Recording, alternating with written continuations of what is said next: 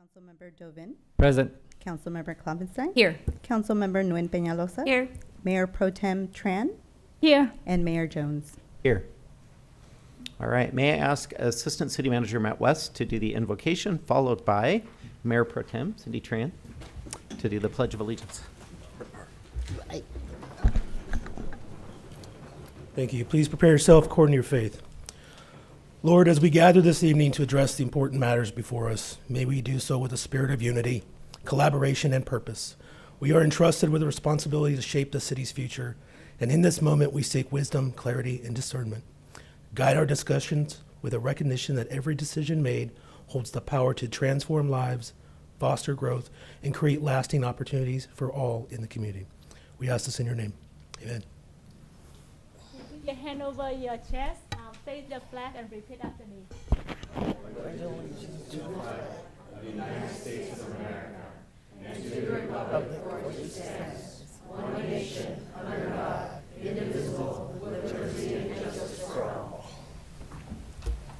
For the second hardest part, getting that down.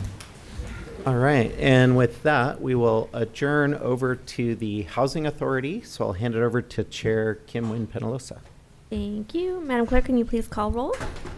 Commissioner Beckles, Yes. Commissioner Dovin, Present. Commissioner Jones, Here. Commissioner Kloppenstein, Here. Commissioner Nguyen, Here. Commissioner O'Neill, Here. Commissioner Tran, Here. Vice Chair Brightigam, Here. and Chair Nguyen Peñalosa. Here. Do we have anyone wishing to speak for oral communications for Housing Authority? Seeing none, I'll close and move on. We have one item under consent. Thank you. Call vote. We're going to do a roll call vote for this. Commissioner Beckles, Yes. Commissioner Dovin, Aye. Commissioner Jones, Yes. Commissioner Kloppenstein, Yes. Commissioner Nguyen, Yes. Commissioner O'Neill, Yes. Commissioner Tran, Yes. Vice Chair Brightigam, Yes. and Chair Nguyen Peñalosa. Yes. Motion received, 9 yes votes. Thank you. Any matters from commissioners? Seeing none, I'll adjourn the meeting and pass it back on to City Council. All righty.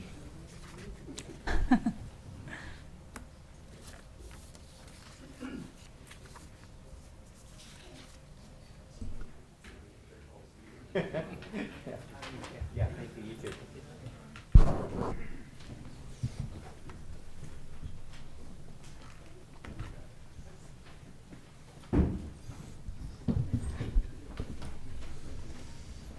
All right, we shall reconvene City Council, and that takes us on to oral communications. I do have a handful of cards, so we'll start with Sophia, Riley, and Caitlin.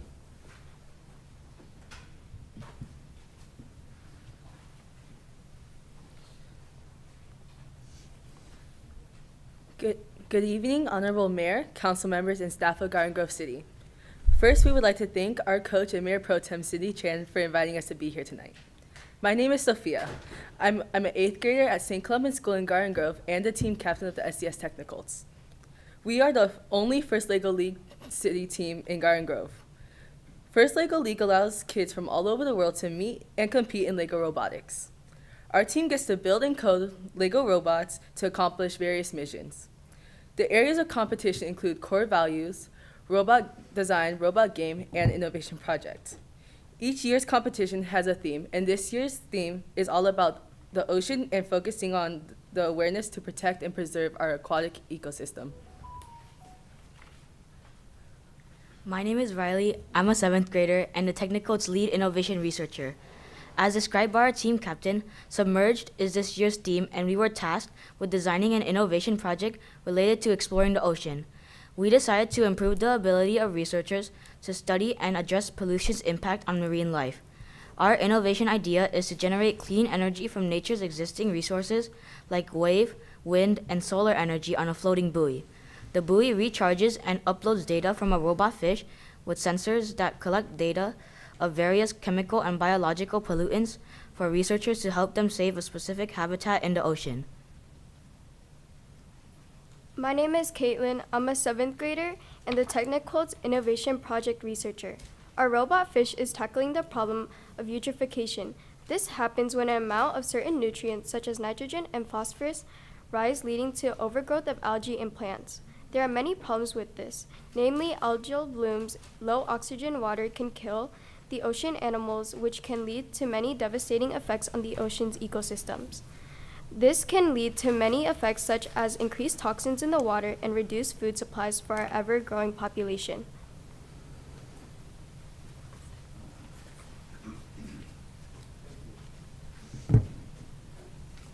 All right, next is Gio, Alice, and Cesar.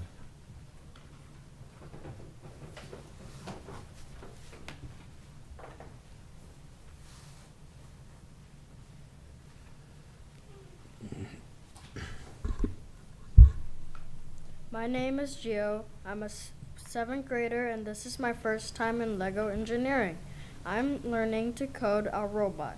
I have a lot of fun working with my friends and being on the team. I care deeply about the ocean, and I want to save all marine life. Due to my love of marine life, I learn a lot about the ocean and its ecosystem, and know that it can have a huge impact on the climate and human lives if we are not taking care of it. I'm here today to bring awareness about pollution in the ocean and how our team's innovation project can serve as a solution to save marine life. My name is Alice. I'm a sixth grader, and this is my first time in LEGO Engineering. I'm also learning how to code robots. I have a lot of fun working with our team. There's a lot of problem solving in LEGO Engineering, like when we try to get our robot to do something and it fails. Then we have to go back and figure out why that run didn't work.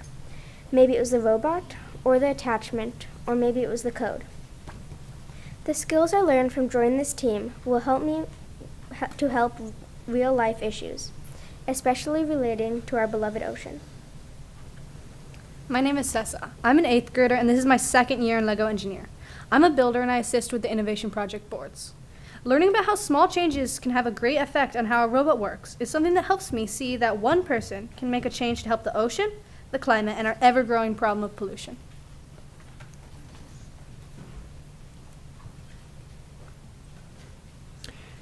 Abby, Omri, and Ryder.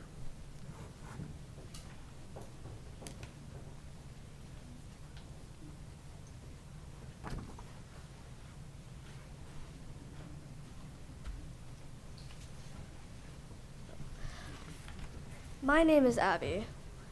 I am an 8th grader, and this is my first year in LEGO Engineering. I am a builder, so I help assist in the team's robot and attachments for our robot. I love art, and I bring the skill and visions in my design and building attachment parts to solve missions for our robot runs. I also added my artistic skill to design our innovation presentation boards, which help raise awareness to save the ocean. My name is Omri. I am an 8th grader, and this is also my first year in LEGO Engineering. I am a builder. I love LEGO and building LEGO projects. I bring an architectural mindset to help build attachments and various parts of the robot and attachments that solve missions in the robot competition. My favorite attachment that we made is one that opens a whale's mouth and feeds it krill. It required some moving parts and a chute so that the krill slides down to enter the whale's mouth. I want to use my building skill to build devices to help save the ocean.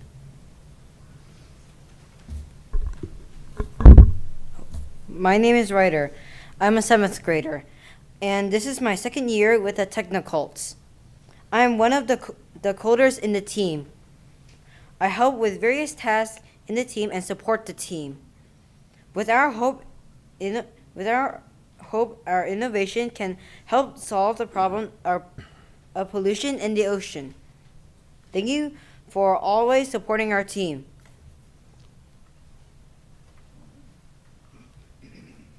Zachary.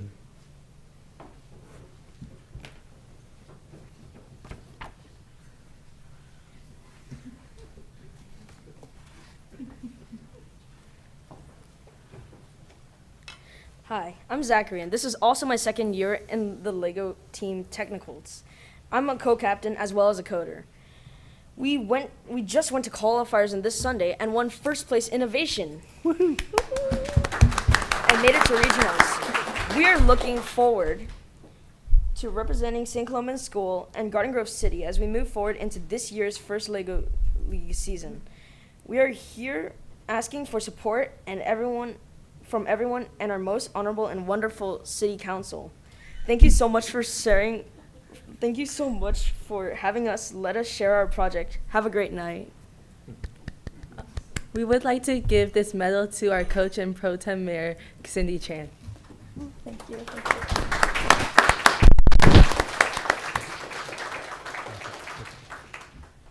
So I just want to preface and say, normally in oral communications, people are just addressing the council and it's not a two-way conversation, but that was more of a community spotlight than an oral. So I'd like to give Mayor Pro Tem Cindy Tran a chance to say a few words if she'd like. That was amazing. Did you know that all the council members up here, including staff, look at you, listen to every single word you said? That's the first time I ever seen that. So thank you so much. Thank you so much for being here, and thank you. I'm just be honored to be part of this team. That's it. I'm not going to take too much of time from our meeting today, but great job, you guys. Thank you.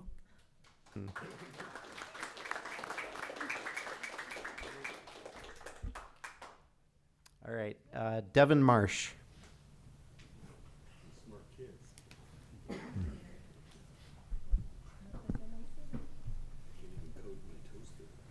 Thank you, Mayor, City Council, City staff for seeing me. Please forgive me, I'm not good at speaking. I came here tonight and presented a packet attached to my pink card of what I believe that the city did is violate my civil rights, enforcing their way on my property without a search warrant that was signed by a judge, and continuously harass my family and me with discrimination. When they came on my property, the inspectors for the Building and Safety Code did not know their building and safety. When I questioned them, they pushed me to the side. I told them, you know, there's other violations that are like this throughout the city that aren't being enforced. They told me to file on the city website. I've done that. Nothing has been done. I feel that this isn't right, you know, and I hope that someone here can help me during this matter. I will be appealing all the citations with the Newport court system, and that's what I have. Thank you. Okay, thanks, guys. Lauren Coupon and John Van Lee.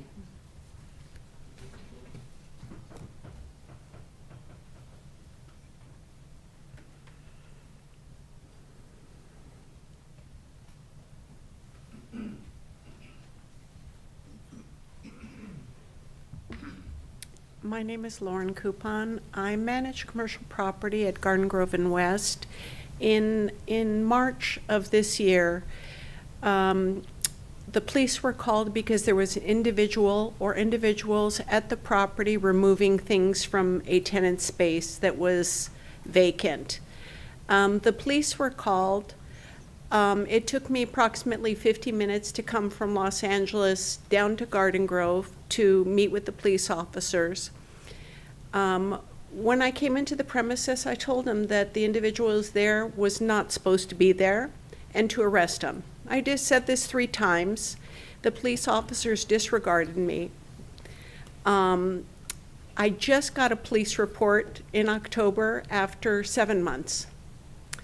The police detective's recommendation was for it to go to the district attorney's office. The district attorney's office said there was no crime committed, although $120,000 at this point and as much as $130,000 worth of damage was done to our premises. The police believed that this gentleman had a right to be there. When asked to provide a lease, he provided a duplicate dummy lease that anybody could have printed up.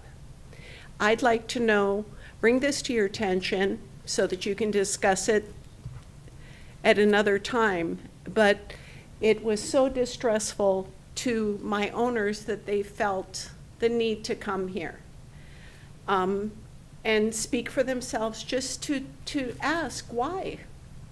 Why is our city not working for criminals, not for people that purchase these properties rightfully and pay for just about everybody's salaries through their taxes, yet nobody is doing anything to protect us? Yeah, that's right. We need to protect us because we do working hard. My name is John Van Lee. I am the owner of the Garden Grove Plaza. And even my manager, she's asking many times, but they didn't do anything. Even the guy, when the leasing, he broke it out on the floor, on the top, the ceiling, everything broken out. The cost fixed about $130,000.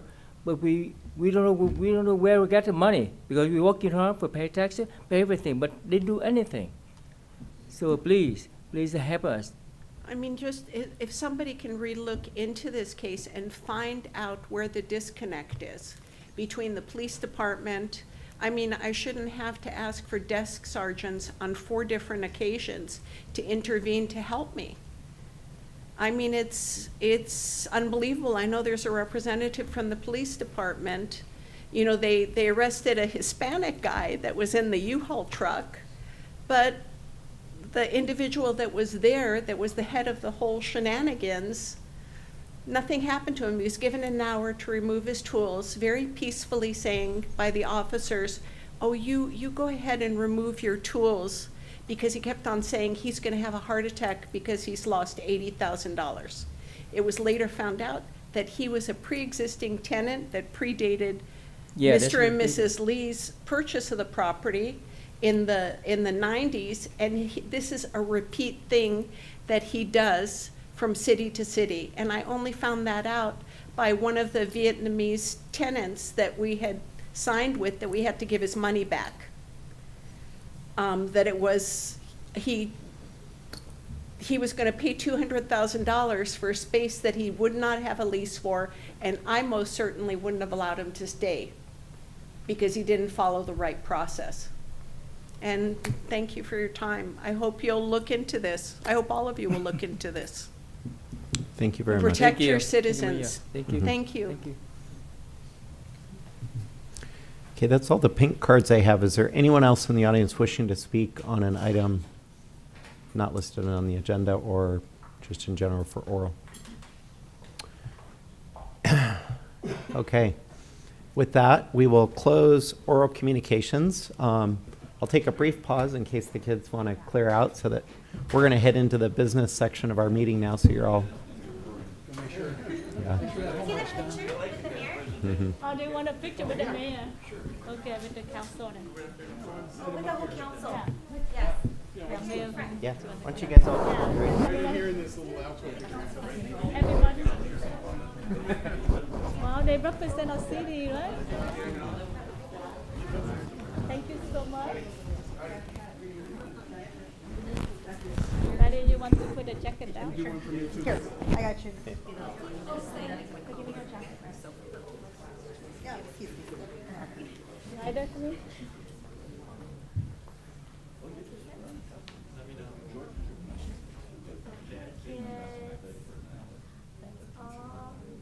Look over here. Say cheese. Awesome. Everybody turn around. Say thank you.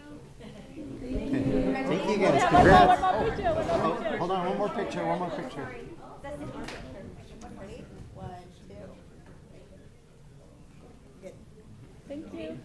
See you. Bye-bye. Bye-bye, you guys. See you guys on Thursday. I love you guys. See you on Thursday. See you. Bye. Thank you, guys.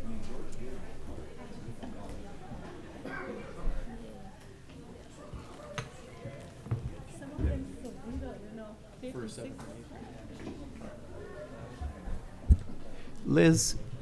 Liz, do you know if we have anybody here for the proclamation?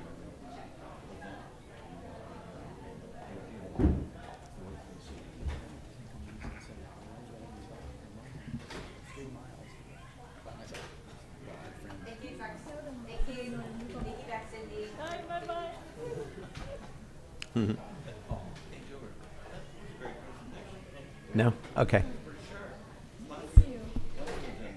Kids that age coding, I was telling them I can't even code my toaster. Yeah, it just says brown, browner, dark, and I always get it wrong. Okay, we will reconvene and go on to written communications. We do have several items listed, so we'll start with item number 1.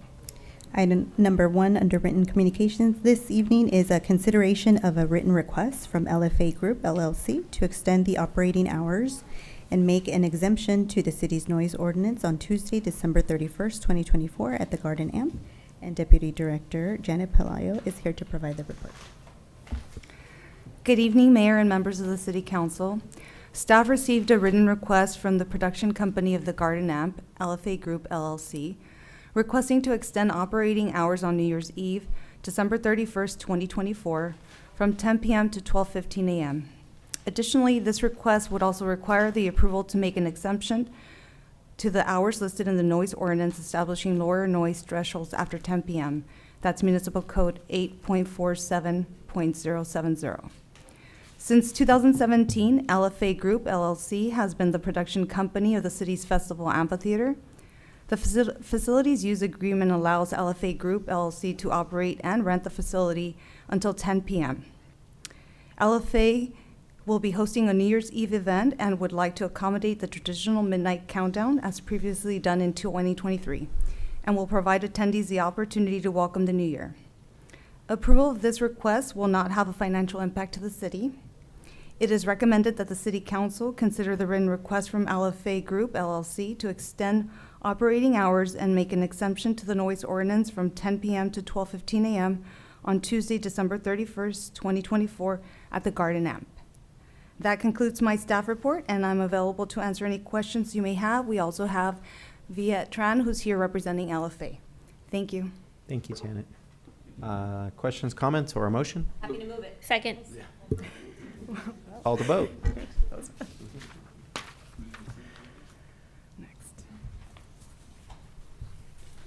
Motion received, 7 yes votes. All right. Yay, one down. Item number 2. Item number 2 Sister is City. consideration of a written request from the Sister City Association of Garden Grove for co-sponsorship of the 2025 Strawberry Stomp 5K. Ms. Pelayo is going to provide the report. Good evening again, Mayor and members of the City Council. Staff received a written request from the Sister City Association of Garden Grove for co-sponsorship of the 2025 Strawberry Stomp 5K. The event will be held on Saturday, May 24th, 2025 on historic Main Street prior to the Garden Grove Strawberry Festival Parade.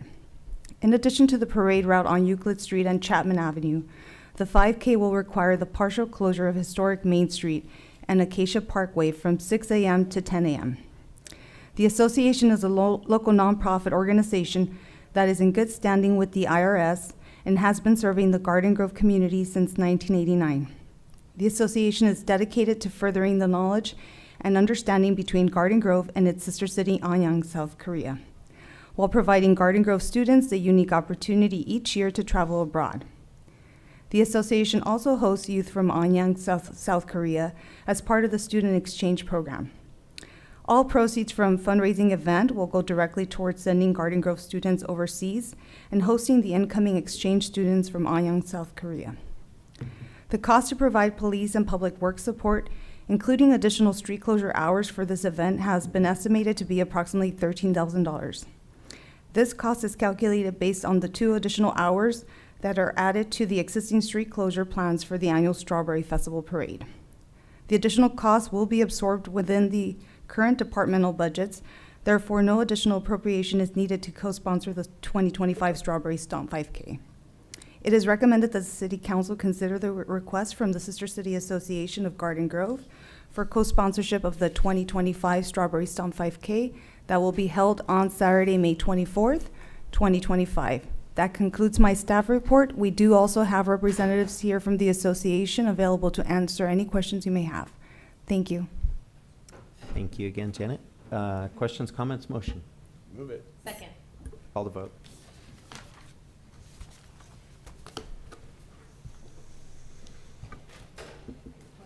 Motion received, 7 yes votes. All right, item number 3. Item number 3 is a consideration of a written request from Honoring Our Fallen organization to waive the city's Showmobile stage rental fee for the 2024 Jingle Jam event on Friday, December 13th, 2024. And Ms. Pillai will provide that report. All right, good evening. For the third time, Mayor and members of the City Council. Staff received a written request on behalf of Honoring Our Fallen for the City Council to consider waiving the rental fee for use of the city's Showmobile stage for the annual Jingle Jam event scheduled on Friday, December 13, 2024 at Eastgate Park.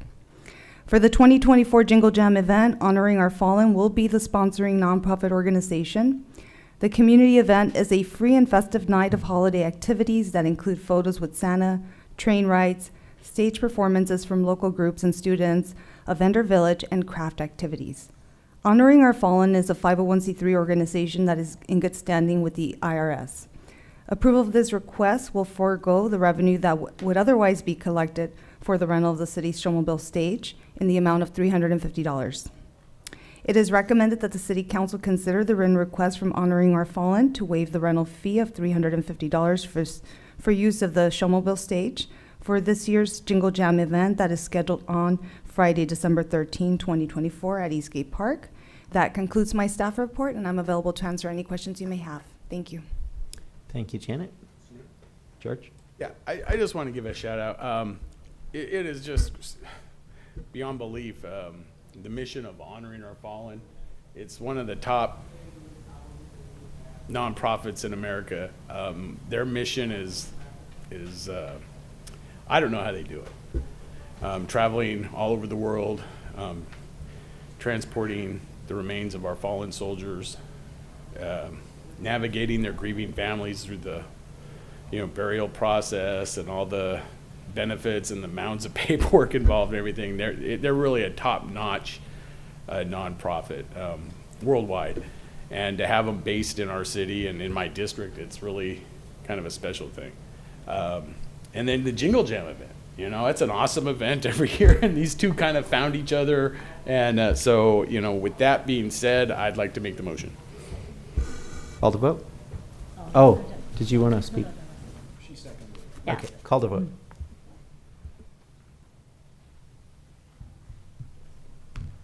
Motion received, 7 yes votes. All right, we will recess over to the successor agency.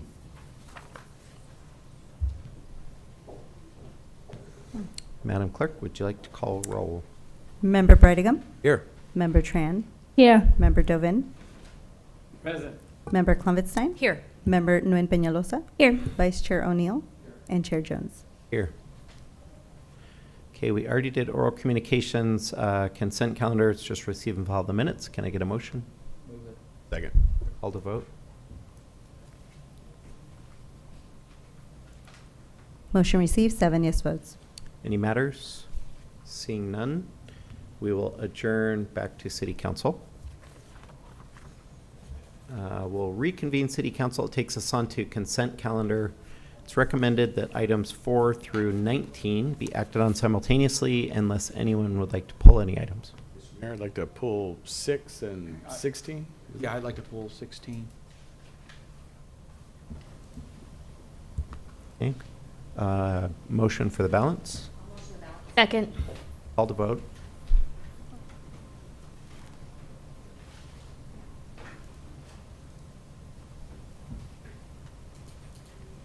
Motion received, 7 yes votes. All right. Item 6, pulled by George.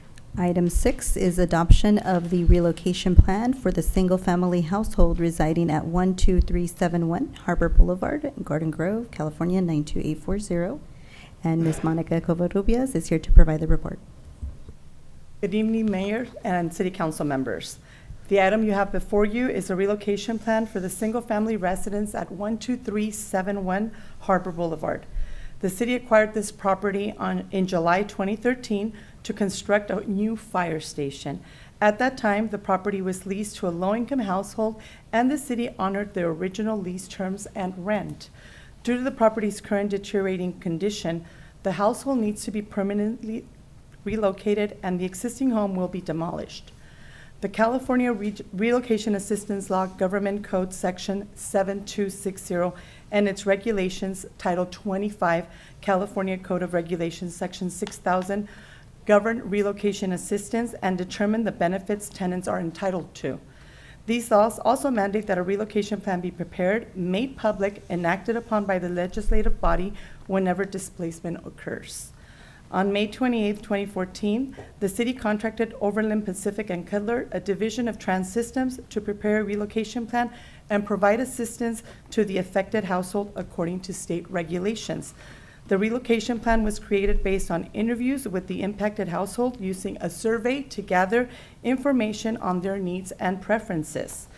A draft plan was made available for a 30-day public review period starting on September 30th, 2024, allowing the household to provide feedback and ensuring their input was considered. The plan also ensures that the household will receive at least a 90-day written notice before they are required to move, following City Council approval of the relocation plan. During this period, the displaced household will receive relocation assistance and benefits as required by the relocation law. These benefits include comprehensive relocation advisory assistance, clear communication about relocation policies and procedures, fair relocation payments, access to the city's relocation assistance program, and timely relocation to comparable replacement housing. Benefits include payment for moving expenses and rental assistance over a 42-month period and limited to a maximum of $5,250 per month as stated under state guidelines. Actual relocation benefits will be determined based on household size, gross annual income, and the difference between the rent they must pay for a comparable replacement unit over a 42-month period. The estimated relocation cost for this household is $131,000. This cost will be covered by the department's existing budget with no immediate need for additional funds. Staff recommends the City Council adopt the relocation plan. We thank you for your time and consideration and are prepared to answer any questions you may have. Thank you, Monica. Yeah, Mr. Mayor and Council, I pulled this. I think when you see that number, $131,000 to relocate two people. On its face, it just seemed very, very excessive. I did a little quick internet searching to see what a moving company would charge to move a household, and depending on how far and everything, it was between $3,000 and $6,000. And I'm like, $131,000 seems very, very excessive. So I voiced my concerns with staff, and I guess under the state law, they have this plan based on how long the tenants resided in the location, and this is what it comes to, $131,000. So, it seems ludicrous on its face, and it is ludicrous on its face, but it's the law. And, if we don't comply, then we end up putting ourselves in a position where we end up losing much more in legal costs and everything else. But I just want the residents of Garden Grove to know that we understand this is ludicrous. This is crazy. This is beyond belief. $131,000 to move two people. But with that being said, we're actually saving money. So I just wanted to bring that forward to highlight this particular thing so I don't hear about it in the next 2 weeks from people going, what the heck are you doing? All right, so there's a reason we're doing this, and we're complying with state law, and unfortunately, it's actually saving us in the long run. So, is that a motion? We'll move it. Oh, just Go ahead, Cindy. just a quick note. Thank you I'll second for pulling it. And thanks to the staff. I actually have we have the review with staff earlier, and I look into the number $3,000 something per month, and the staff were able to explain the calculation. So yes, the number 100 something thousand, that's a lot, but then Council George already mentioned the calculation and why we have to pay, and that's just the number that we have to do. So thank to staff for providing a detailed report. That's it. Yep. Since this is a legal matter, I'd like to have a couple questions for our attorney. Normally, we do this in closed session, don't we? No, the relocation plan has to be approved in open session Why? because it's state law. Can you tell me which law we are going on for points in authority?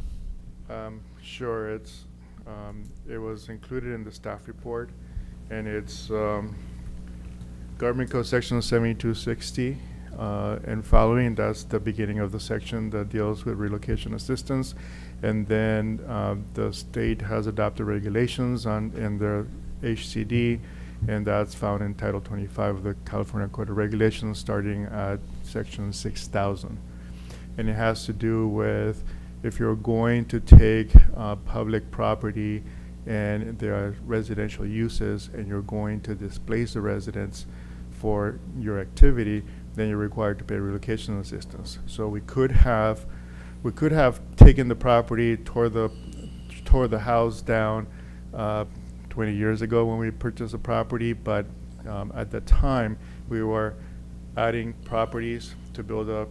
This property is not enough for one fire station, and so we needed to acquire adjacent properties.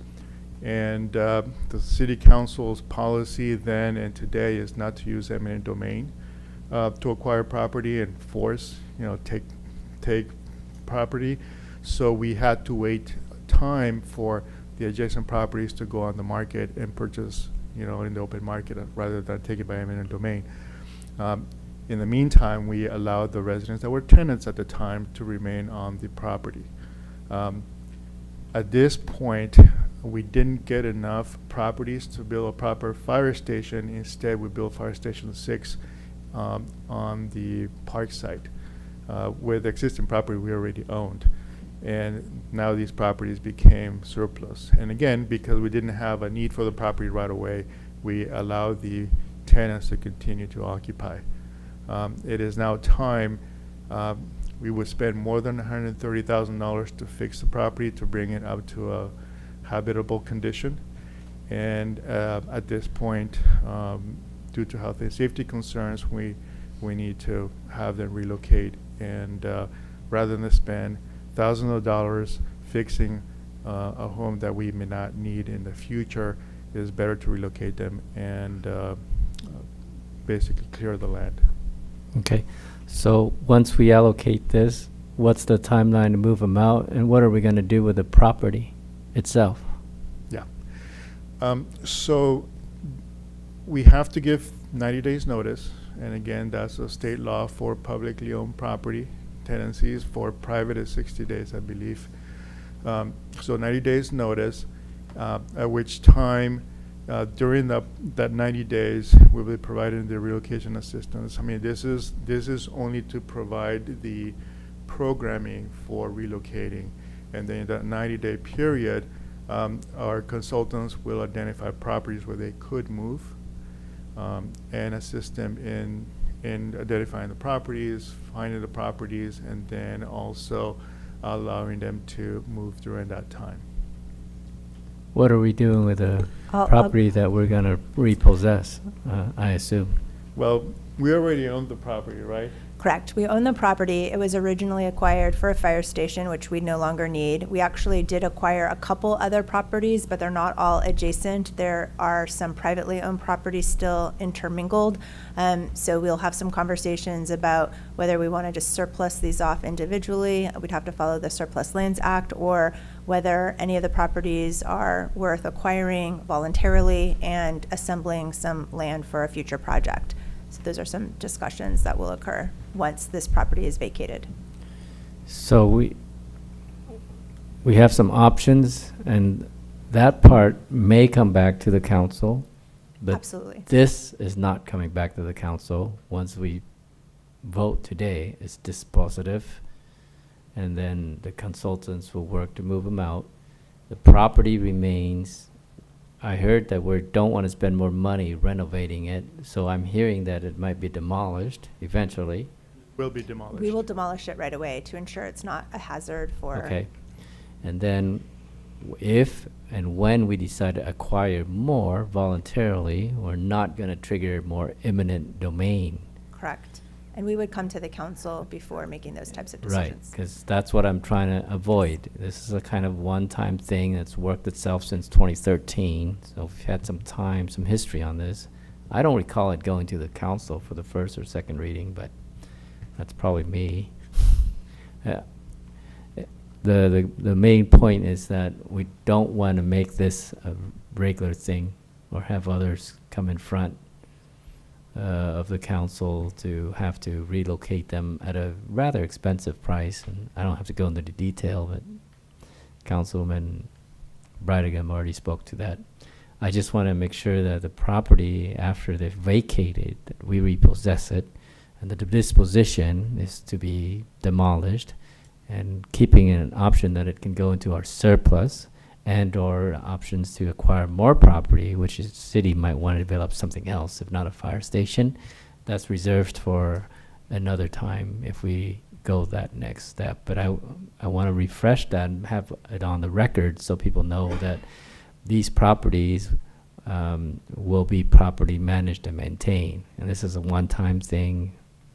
Yeah, we may have to do it again, but eminent domain, there's no fun to it. So that's one of the few rare things I want us to have to pay for. Item I'd like to clarify.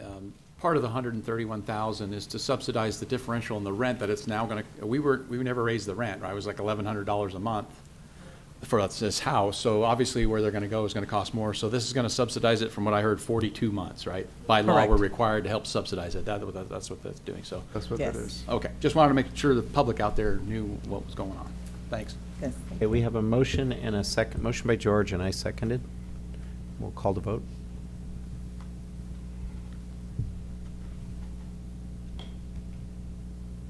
Motion received, 7 yes votes.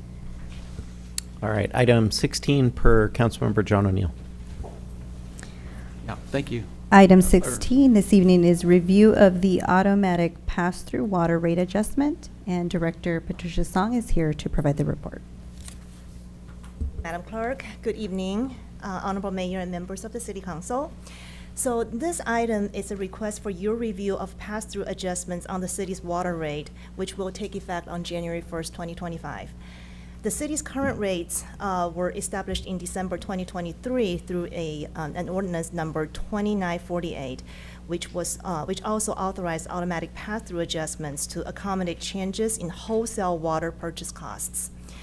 The city supplies water to customers from two sources: the groundwater we produce and the imported water from wholesale suppliers. When setting our 5-year water rates, the forecasted costs associated with groundwater production, we forecast the costs associated with groundwater production. However, the changes in wholesale costs were not predictable at the time. And additionally, our groundwater production is subject to a so-called replenishment assessment set by the Orange County Water District, or OCWD, which varies annually based on OCWD's budget. As a result, our rate structure establishes only a baseline water delivery charge with annual adjustments to account for changes in both OCWD assessments and wholesale water costs. Now, just to give you a breakdown of the changes to this year's water rates, which is an adjustment of 20 cents per 100 cubic feet. There are primarily three factors drives that change. The first one is the OCWD replenishment assessment increase based on the consultant calculation and staff estimate of the water production. This is the groundwater production that we provide. That cost, it's about $688 per acre feet. So the calculation of the impact, it's calculated at $64 per acre feet. The second component of the rate change, it's the adjustment from the Metropolitan Water District of Orange County. In April, Metropolitan revised 4 rate components: the Tier 1 water rate charge, the readiness to serve charge, the capacity charge, and also the connection charge. These changes affect the cost of our imported water, which accounts for about 15% of our total water supply. And the impact is calculated for at about $186 per acre feet. Now, the last but not least is the Municipal Water District of Orange County's Choice Program. This program cost increased from $9.69 per acre feet to $13.87 per acre feet, which directly impacts the cost of imported water supply as well. So based on staff and consultants' calculation, on the latest information from the wholesale water providers and OCWD, along with the updated consumption estimates to determine the adjustments, we have detailed the calculation in attachment to the staff report. And it's, well, we also had a calculation about the impact on average residential customer use for about 22 units of water, and the impact on the customers' bi-monthly statement is going to be about $7.26. Of course, actual changes will be dependent upon the actual use of the water. So I hope I have clarified the calculation of the pass-through adjustments, and I'd be happy to answer any questions you have. Thank you, Patricia.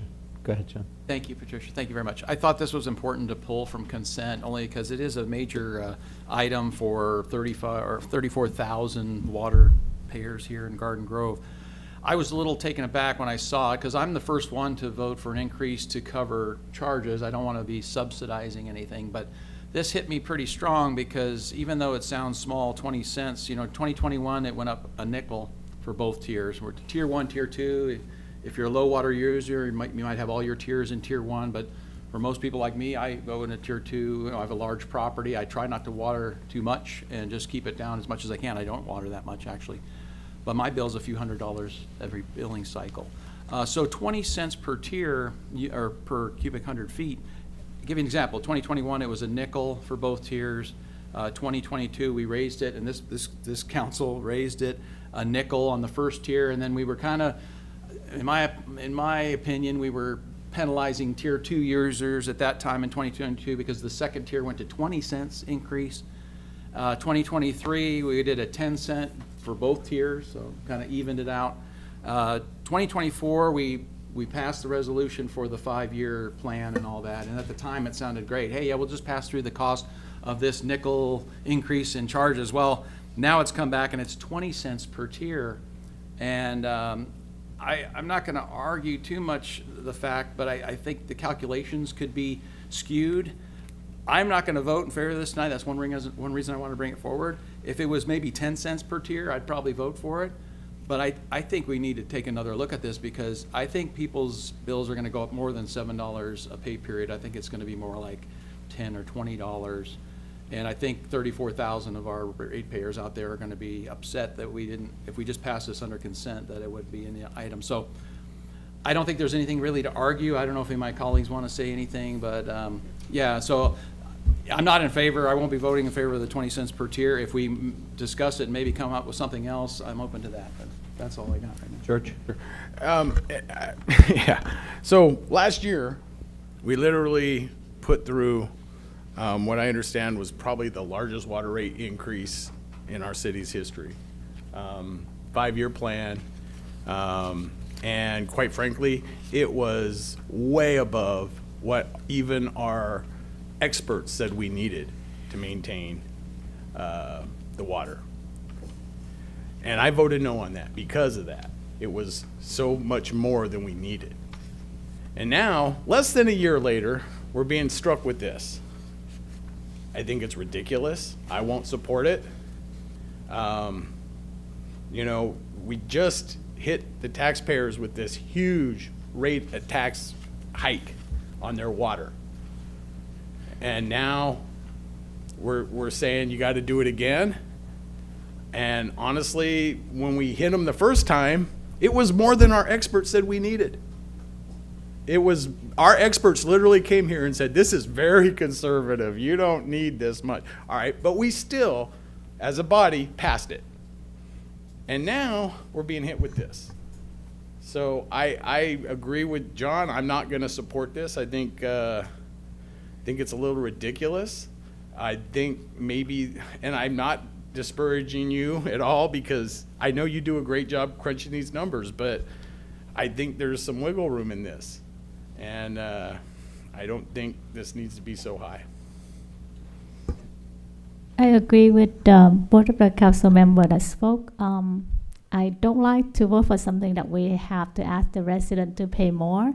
And last time when we did the water, I feel hurt, but I mean, I vote because we need that to maintain our infrastructure. And then this time, listening to the two council members thinking about, is there any way, like check the number again? Is there any way that we could change? I have no idea. When we went through this at the review, I was told this pass-through mean, you know, that's whatever the cost, that's the cost that we have to pay. But if there is an opportunity that we could review and maybe make some difference here, so that way our residents know, even if we come back and the number is gonna be this, then at least we know the concern and we spend the extra effort to do something about it. Anybody? Joe? Just a quick question, then I'll make a couple of comments myself. Our consultant's not here tonight, so we couldn't ask him any questions. Is he still on board? The consultant is not here tonight, but we have checked numbers with him. It's a collaboration between our estimates of consumption as well as his information on the other agencies' rate adjustments, which we have no control over. I'm gonna vote this up, but in case it fails, it's probably should come back with the consultant here, and I'm hearing that my colleagues are not comfortable with voting it up. I know we're gonna take some heat for it. I've already heard complaints from our previous rate votes, but it seems to me it's necessary. Of course, it's not something we want to do. It's kind of a last resort, but I'll vote it up, knowing that I might be in the minority this time, and we may have to bring it back for another vote later. Yep. Thank you. I would like to make the motion to table this to the next meeting to have a breakdown of what the projections are. One thing for sure in the city, we're not in the business of making money, but when it comes to water, we are in the business of selling that water, and we don't want to absorb the cost and have that become a deficit on the general fund. We are not going to be paying and subsidizing water that our residents should be paying for. I don't want to have to pay more for my water, but if I were buying it directly through whoever I was buying it through, I would have to pay that much. I don't like when we come to this meeting and we start making the boogeyman seem really scary and like we're doing something wrong, because I know we're not, and I know our staff wouldn't put something on the agenda to indicate that. I have no recollection of our consultants previously saying that our numbers were extremely conservative and that we shouldn't or should do it. So I just want to provide that clarification. And I also saw the city attorney's face look at confused. So that makes me more alarmed, if anything. So if we could just table this to the next meeting to ensure that we can gather some more information and make sure that the other council members feel comfortable. None of us want to pass through rates, but if that's what we have to pay, that's what the consumer has to pay. As I mentioned, the city is not in the business of making money. We charge what we have to pay, but when it comes to water, we have to make money back on that. Yeah, and actually, I think Councilwoman Kim Wynn-Penaloza, I hope I think I'm finally being able to get that to come off my tongue.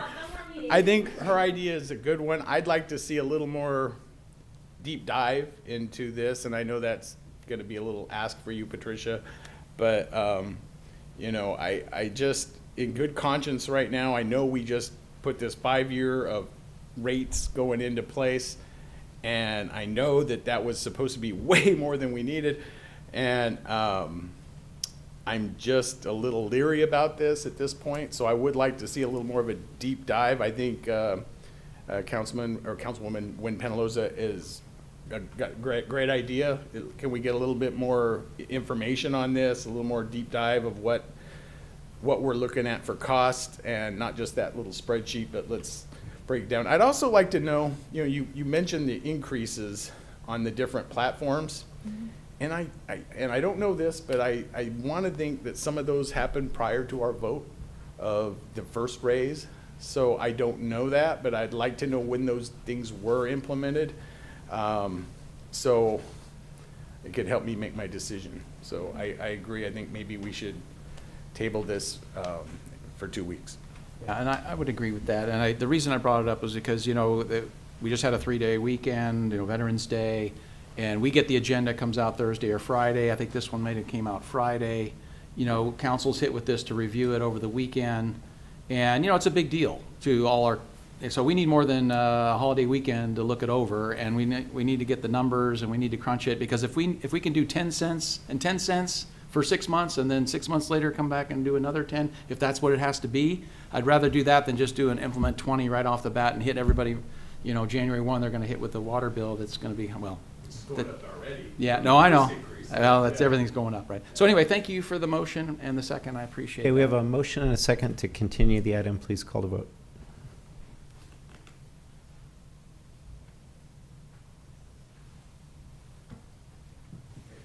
Motion received, 7 yes votes. Okay, that takes us on to public hearings, item 20. This evening, item 20 is an adoption of an ordinance, urgency interim ordinance entitled, "An Urgency Interim Ordinance of the City Council of the City of Garden Grove authorizing a 12-month extension of urgency ordinance number 2950, imposing a moratorium on the approval of substance abuse treatment centers pursuant to California Government Code Section 65858." And this, we have staff. Oh, city attorney is going to provide the report. I'll provide the report really quickly. If you recall, in December last year, we adopted a moratorium prohibiting these types of treatment centers from being established, because we don't have currently any regulations in our code pertaining to them, and we had made a lot of changes to our code for mixed use or for other state requirements to allow for more housing. And these types of uses meet the definition, our current definition of medical uses, but they're not necessarily medical uses. They're more, drug treatment centers. So we adopted the moratorium. Under state law, the moratorium can be in place for no more than 2 years. So we extended it for 1 year, and we're at the point where we have surveyed 21 cities with respects to the regulations they may have. We have tour facilities to better understand how they operate. And we have discussed security measures and continued discussions on what best practices are available to then put together a municipal code amendment. But we're not quite ready to come back with an ordinance. We'd like to do a little bit more research on that. And for that reason, we are asking the city council to extend the moratorium for the full 2 year that state law allows. And it's not that we're going to take the full 2 years, but as soon as we are ready, we can come back with an ordinance to address these types of uses. And that's the staff report. I'd be happy to answer any questions. And it does need supermajority of the council to approve the extension. Thank you. Go ahead, George. Yeah, just, I would encourage you guys to, do your homework and get it going. I have no problem with this extension. I think, it's needed so we can do it properly when we do implement it. There's a lot of good applications for this in Long Beach, LA. Even Santa Ana has some good applications, so I'd recommend touring some of those facilities. But with that being said, I'd make the motion. It's a public Mayor, hearing. yes, a public hearing. Oh, item. yeah. Oh, that's right, it is. Thank you. We'll open the public hearing. I Procedure. don't have any cards, but is there anyone wishing to speak on item number 20? Seeing none, we will close the public hearing. Now, would someone like to make a motion? Okay, now I'll make the motion. Okay, we have a motion and a second. Call the vote. Sorry, and who made the second? Thank you.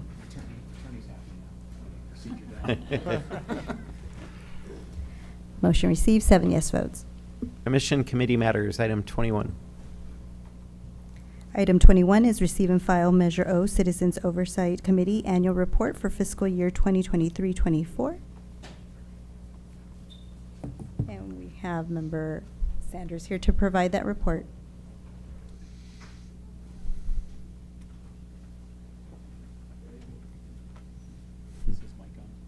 Hi there. Good evening, how are you? Good, sir. Okay. As a vice chair for the Measure O Committee, I'd like to file the Measure O Citizens Oversight Committee Annual Report for fiscal year 2023 to 2024. The objective is this for the City Council to receive and file the Measure O Citizens Oversight Committee Annual Report for that fiscal year. The background on this resolution, 9540-19, titled A Resolution Defining the Composition of the Measure O Citizens Oversight Committee, Purpose, Terms of Office for committee members, the scope of the committee's responsibilities, and other related matters, requires a report to be presented by the committee to the City Council annually. This annual report is to summarize the committee's activities during the year and communicate the committee's findings in regards to the city's audited financial information and general fund budget, the CIP plan in regards to Measure O revenue received and corresponding appropriation within the reporting period. The attached Measure O Citizens Oversight Committee Annual Report discussed the following items. The committee's proceedings and activities during fiscal year 2023 to 24 with focuses on audited fiscal year 2022 to 2023 annual financial information, the adopted fiscal years 2023 to 25 biannual budget for the general fund, and fiscal year 2023 to 24 mid-year general fund financial performance. The committee's findings and recommendations, the committee concluded that the audited fiscal year 2022 to 23 financial information reflected the appropriate collection and use of the Measure O public safety and vital city services tax during the year, and the city's adopted fiscal year 2023 to 25 biannual report for the general fund and the 5-year capital improvement plan protected and maintained the city's core services. There's no financial impact to receive and file the Measure O Citizens Oversight Committee Annual Report, and it is recommended that the City Council receive and file the Measure O Citizens Oversight Committee Annual Report for fiscal year 2023 to 24. And we have 8 pages of attachments. Thank you. I was thinking that you probably already have, and Yeah. you really don't need me to read these to you. And we will say that we have had very in-depth conversations with staff about this, and it's been a good committee to be on since its inception, and it's going as I think that the city had planned on when this measure was passed. It's great. We appreciate your Yeah. duty there. Oh, We really appreciate it, yeah. Oh, you're quite welcome. I'll move it. Call to vote.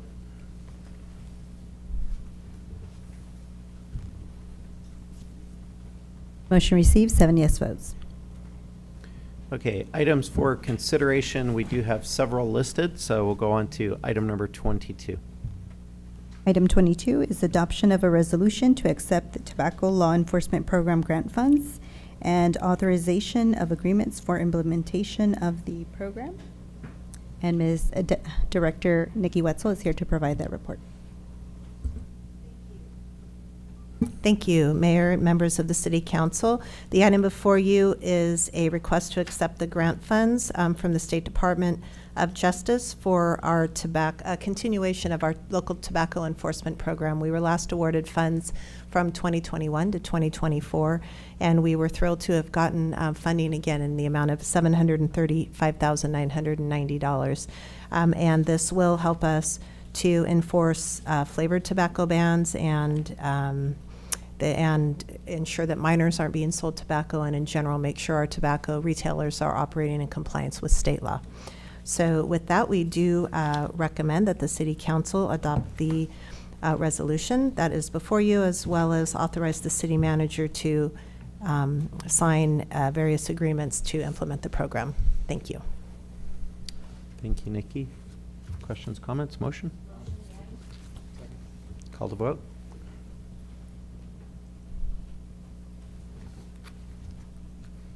Motion received, 7 yes votes.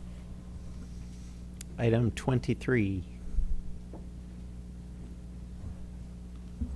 Item 23 is receive and file the 2024 Garden Grove Police Department Military Equipment Annual Report and introduction and first reading of an ordinance entitled, An Ordinance of the City Council of the City of Garden Grove adopting an updated Garden Grove Police Department Military Equipment Use Policy pursuant to Government Codes 7071 and rescinding ordinance numbers 2944 and 2953.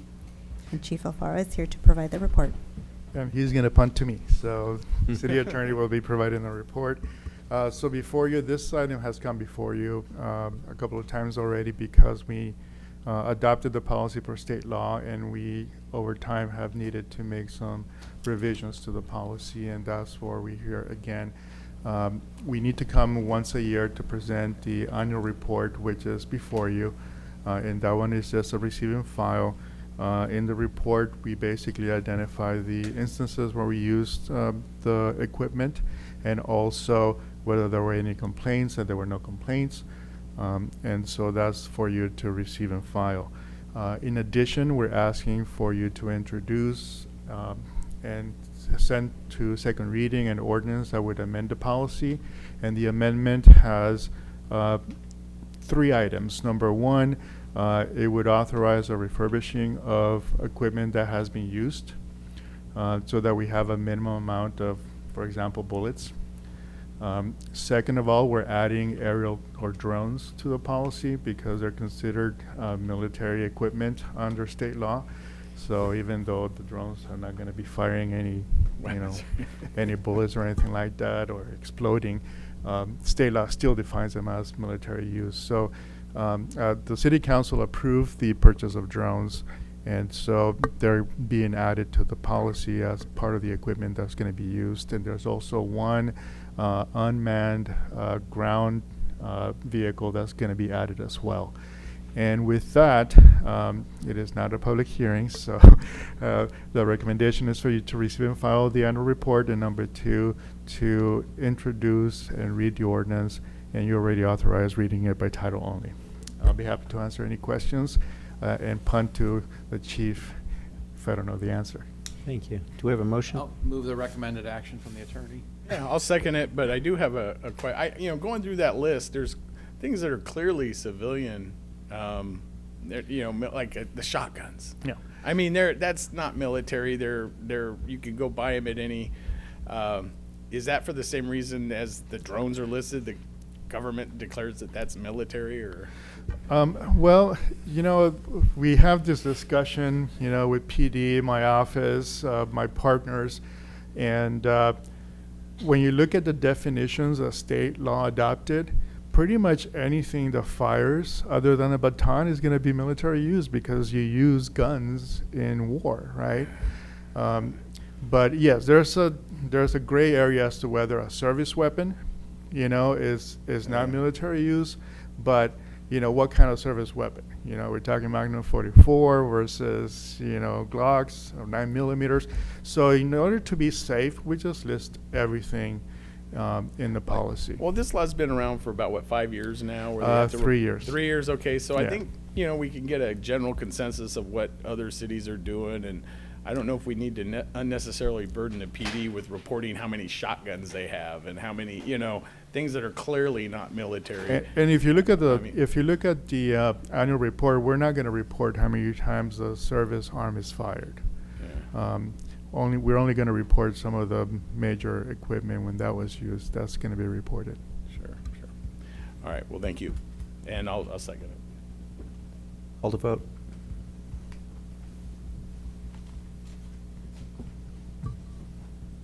Motion received, 7 yes votes. Item 24.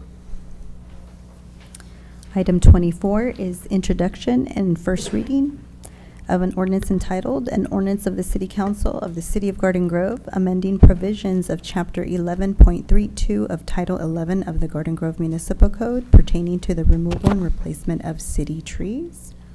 And Councilman Bradgum is going to give the report. Sure. Just kidding. Well, first of all, I like that. I do want to Just thank you all for tasking me with getting everyone together. I got staff together. We got the people who deal with the actual boots on ground, you know, with the trees, and we've got mid-level staff, supervisors, managers, directors, Omar, city manager. We've gotten everybody into this thing. So I think the main grief that I'm getting from folks was the having to go through this petition process and getting neighbors to sign off. And so the new methodology basically is the city manager has the discretion to determine whose property is that tree is closest to. So if it's in front of your house, it's your tree, and you can make the request to have the tree removed. Of course, you're going to bear all the costs associated with that.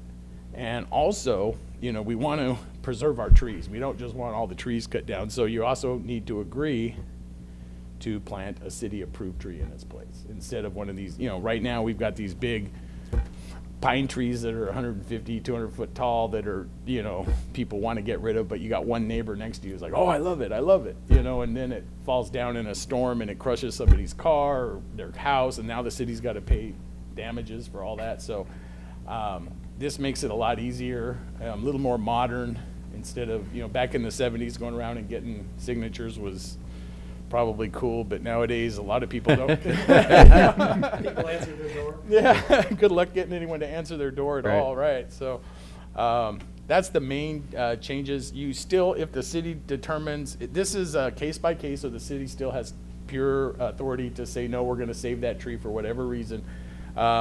You do, as a community member, have a right to appeal that decision to the Admin Appeals Commission. If it's 2 or more trees, the Planning Commission already deals with that as far as with developments and stuff like that. So if it's, that'll still stay with them. And those decisions will be final. You can, and lastly, the main thing is you can only make this, once you've been denied, you have to wait 5 years before you can come back and do it again and request again. Because what happens is people will get the denial, and then, yeah, the next week they're back in there, and then the next week they're back in there, and then, you know, so it creates a burden to staff. So those are the main things that we touched on. So, and I know you've all had time to read it and get a good look at it. And I hope I covered everybody's concerns. There's one more change, and that is we're increasing the penalties from $50 to $250. Oh, I think that's true. The penalty was kind of low. Yeah, it was so- 1972 penalty, $50. So it's $250, which actually now is doable, and the cost to replant these trees and stuff. And that's also the increase in the fine. It used to be a $50 fine if you damaged a tree. Now we've raised it to $250. So since 1972 to 2024, it's gone up a little bit, but it's still kind of low in my opinion. But those are the main differences. Ready? Got a motion? Yeah, I'll move it. I'll second. Call to vote.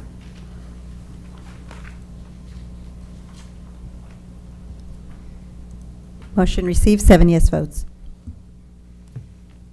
All right, last item under ordinances presented for a second reading and adoption, number 25.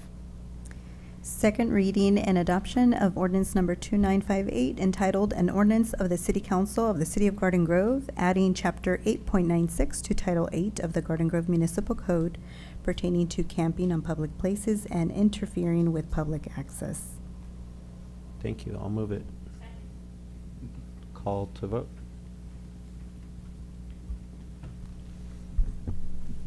Motion received, 7 yes votes. Yeah, that goes into effect January 1st? It goes in effect 30 days from today. Oh, even quicker. Okay. So the end of December, by Christmas. Merry Christmas. Merry Christmas. All right.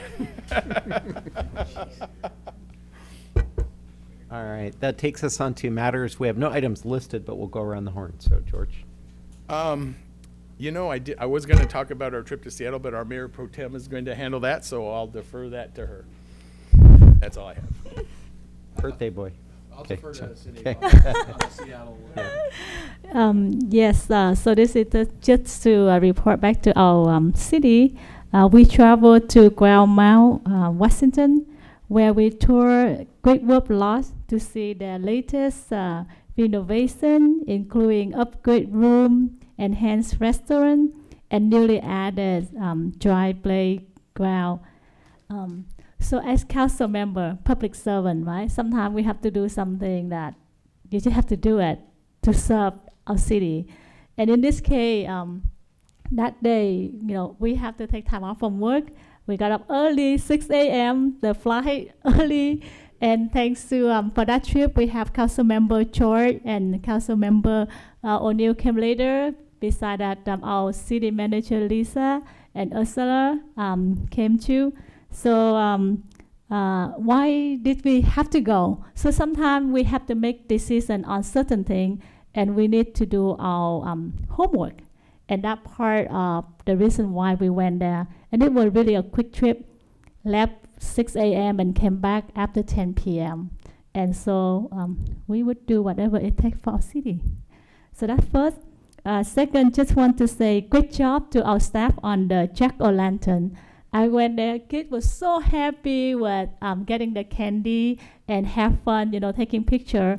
But also, I want to say thank to Garden Girl and Bosa Grande students for volunteering. Even at that time, the event already were over, but there was kids that still having fun with decorating, and they stay there.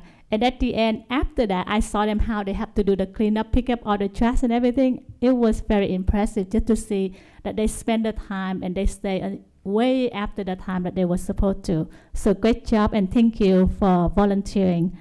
Last but not least, and you already know that we won first place for innovation project. Thank you to our council here and staff for your support as always. That's it for me. I forgot one thing. And you forgot to mention Ursula's rain driving skills. Oh, yes. It was pouring rain, and we had to drive from the airport. It was about an hour drive to the lodge, and it was just coming down in buckets. And Ursula was a pro. I mean, she had that down. Every time a big rig passed us, it was. Wow. So she was white knuckling it.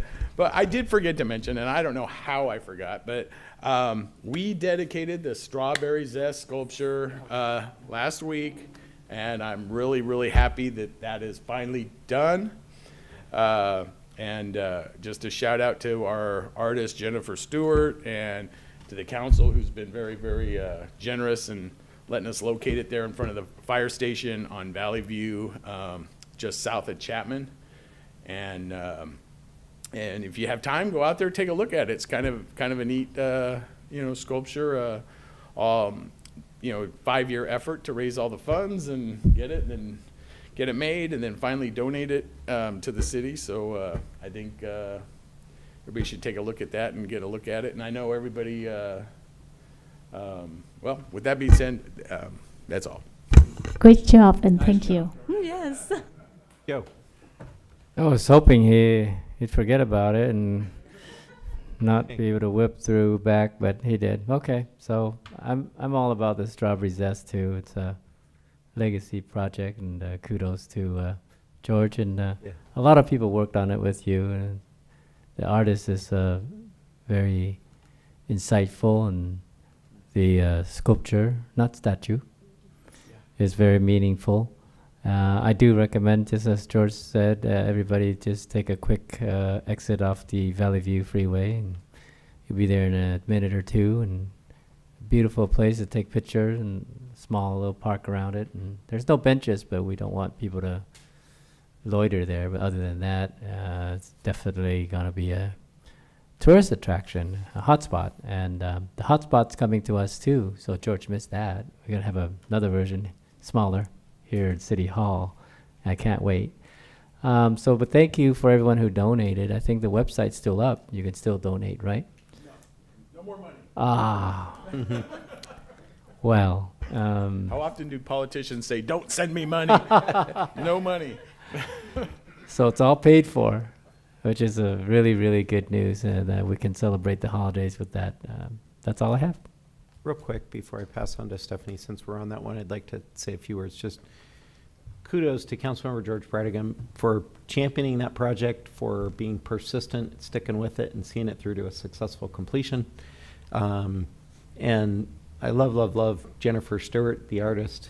She does amazing work. She pours heart and soul into all the pieces that she does, and that's not the first one. So she's hopefully got more to come. If you want to support a starving artist, go eat at her restaurant, Azteca Mexican Restaurant on Main Street, to support Jennifer Stewart. With that, I'll pass it on to Stephanie. Okay, Kim. Just really quick, the usual. The OCTA streetcar area, again, is riddled with a lot of trash and transient individuals lining up along the wall, getting close to the Jiffy Lube. The Garden Grove 22 freeway underpass on Garden Grove Boulevard between Hastur and Fairview. Every night, it seems, the police go out there and try to, shoo people away, but there's 10 people lined up with their bikes, their carts, miscellaneous other trash. I saw milk jugs and a horde of other stuff blocking the path for people to walk as soon as it gets dark. And then, per usual, Trask and Harbor, the bane of my existence. Just a lot of loitering. Those lights I don't think are on yet. I'll have to check tonight on my way home. But people are hoarding underneath there and causing some havoc. So if we can get those areas some more activity from GGPD to just pass by and have a presence, I would really appreciate it. Thank you.